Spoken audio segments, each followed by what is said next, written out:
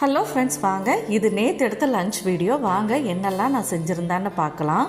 எப்பவும் போல் வெது வெதுப்பான உதிரியான சாப்பாடுங்க தட்டில் எடுத்து வச்சுக்கலாம். இது கூட இன்றைக்கி கேரட்டும் கேபேஜும் போட்டு பொரியல் செஞ்சுருந்தேன். கேரட் அதிகமாக போட்டு கேபேஜ் கம்மியாக போட்டு சின்ன வெங்காயம் பச்சை மிளகாயெல்லாம் தேங்காய் எண்ணெயில் வதக்கி செஞ்ச பொரியல் ரொம்பவே டேஸ்ட்டாக இருந்தது.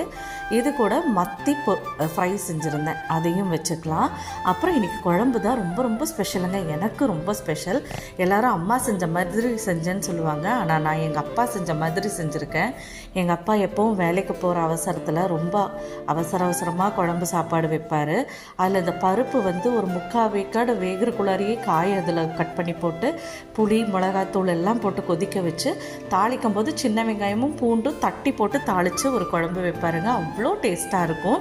நானும் இன்றைக்கி அதே மாதிரி அவர் வேக வைக்கிற மாதிரியே 3/4 வேக்காட்டில் பருப்பை வேக வச்சு அதில் பூசணிக்காய் தக்காளி எல்லாம் போட்டு வேக வச்சு சூப்பராக அதே மாதிரி குழம்பு செஞ்சது எனக்கு ரொம்ப சாட்டிஸ்ஃபேக்ஷனாக இருந்தது. எங்கள் அப்பா செஞ்ச குழம்பே சாப்பிட்ட மாதிரி ஒரு திருப்தி இருந்ததுங்க. இந்த வீடியோ பிடிச்சிருந்ததுன்னா லைக் பட்டன் தட்டி விடுங்க. தேங்க்ஸ் ஃபார் வாட்சிங்.